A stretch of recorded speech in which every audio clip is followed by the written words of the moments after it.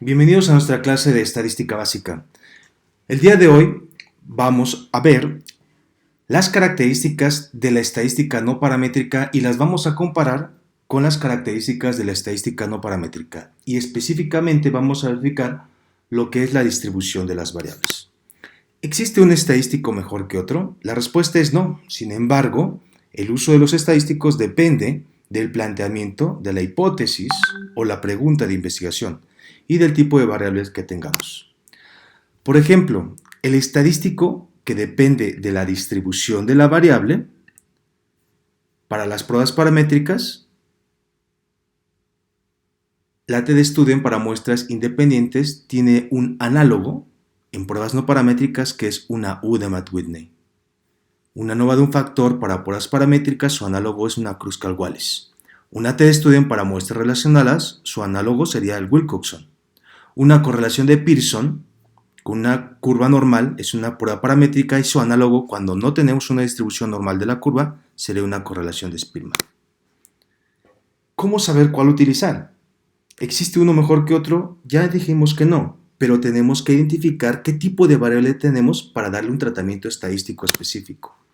Por ejemplo, para utilizar estadístico no paramétrico, los principales postulados es de que la distribución de los datos no se tiene que establecer en una curva normal. Se basa en frecuencias, porcentajes, modas y rangos, es decir, en medidas de tendencia central. Su nivel de medición es ordinal o nominal. Entonces ya estás identificando que cuando tengas una variable nominal politómica, nominal dicotómica, pues vas a utilizar un estadístico no paramétrico.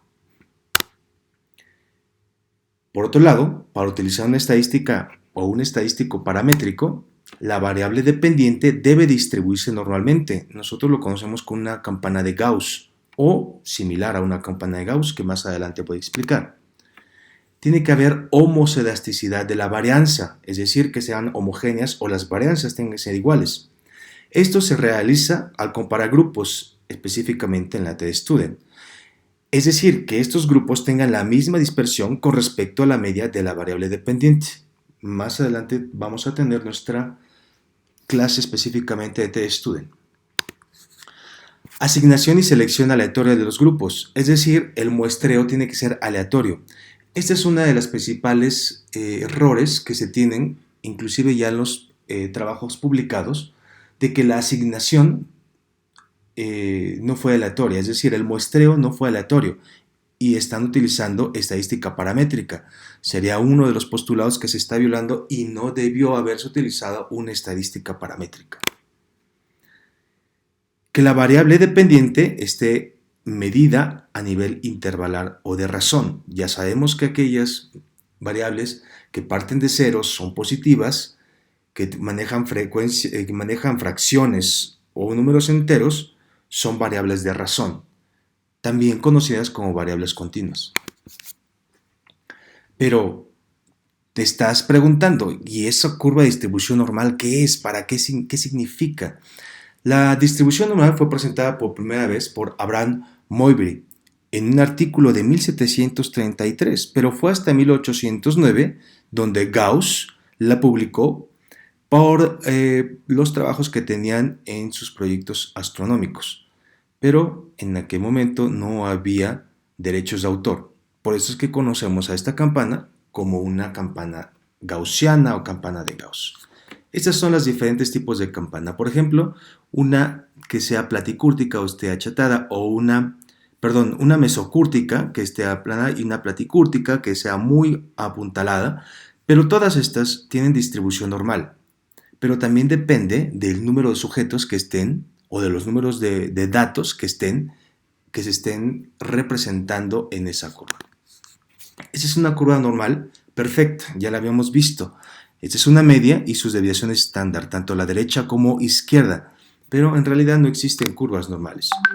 ¿Para qué nos sirve la curva? Para hacer inferencia estadística. La estadística inferencial, ya lo habíamos visto anteriormente, es una de las partes cómo se está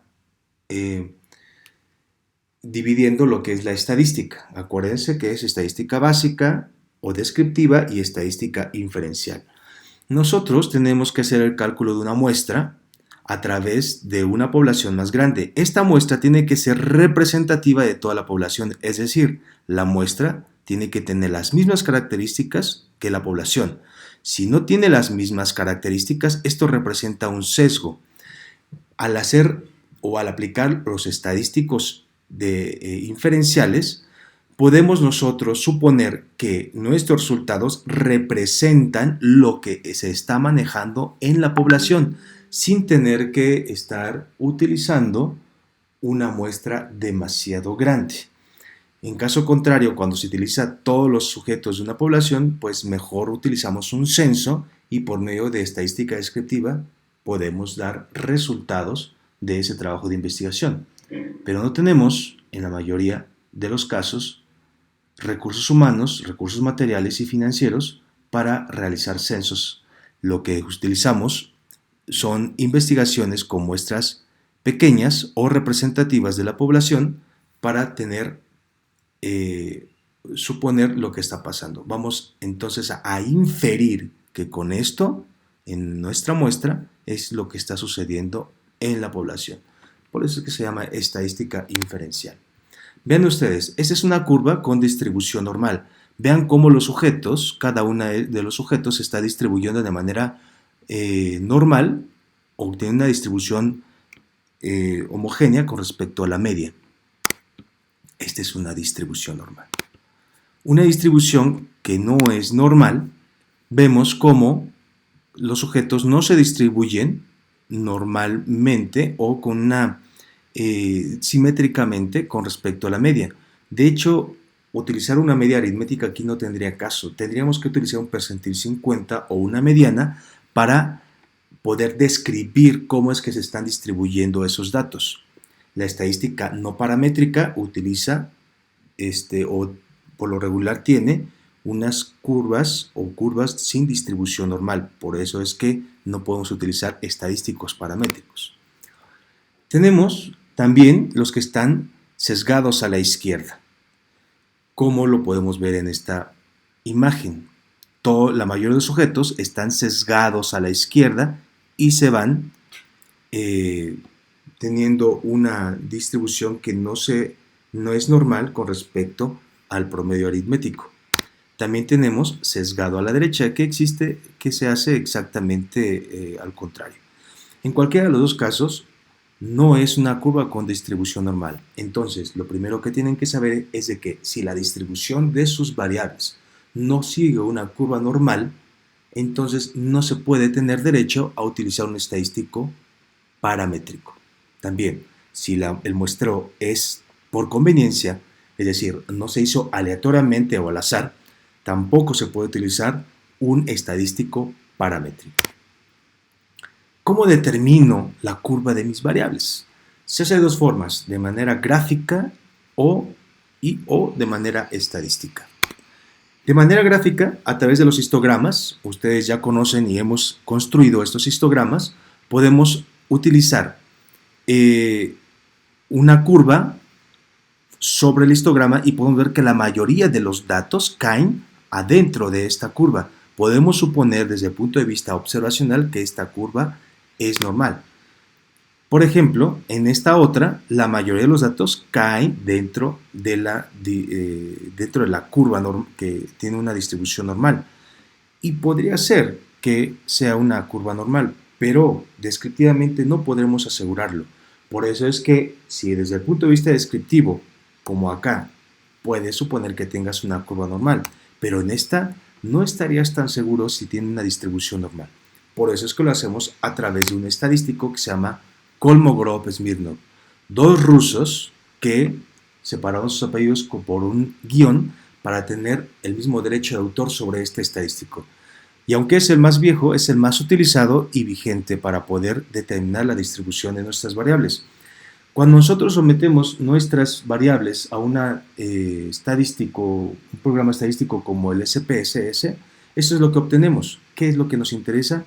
La significancia estadística. Cuando nosotros tenemos una P, esta es la significancia de la P, mayor a 0.05, tenemos una distribución normal. Cuando tenemos una P menor de 0.05, tenemos una distribución que no es normal. En otros términos, por ejemplo, la estatura de 33 sujetos con una P de 0.419 me está indicando que es mayor a 0.05, lo cual muestra una distribución normal en sus variables. El porcentaje de grasa corporal en estos mismos 33 con una P de coma o 0.709 es mayor a 0.05. Por lo tanto, podemos inferir que la distribución de los datos es normal. En la siguiente diapositiva nos va a quedar más claro. En la prueba de Kolmogorov-Smirnov, si la P es mayor de 0.05, la curva es normal. Si la P es menor de 0.05, la curva no tiene distribución normal. Tenemos que tener muy claro este término, aunque cuesta trabajo, poco a poco lo vamos a ir practicando para que tú identifiques si la distribución de las variables de una muestra, en este caso de tu investigación, tiene o no una curva normal a través de la aplicación del estadístico Kolmogorov-Smirnov. Cuando tiene significancia estadística, es decir, cuando tiene P menor de 0.05, vas a tener que utilizar estadística no paramétrica. Cuando tiene una P mayor de 0.05, es decir, la curva es normal, tienes el derecho de utilizar estadística paramétrica. La mejor de las curvas es en la vida, aquella que las tomas como va, y solo los y las mejores salen con éxito de ella, y pueden aprender a ser estables a pesar de que sea muy cerrada. Y en este momento que estamos viviendo, tenemos una curva muy cerrada que estamos siguiendo. Están ustedes quedándose en su casa por la contingencia, pero son promotores de la salud. De eso tenemos que aprender porque les va a tocar estar algún momento allá afuera protegiendo a la sociedad. Y entonces estudien, prepárense para que tengan la mejor de los conocimientos que nos puedan ayudar para que le puedan dar un servicio a la sociedad. En el video siguiente les voy a mostrar cómo es que se realiza la prueba Kolmogorov-Smirnov en una base de datos real.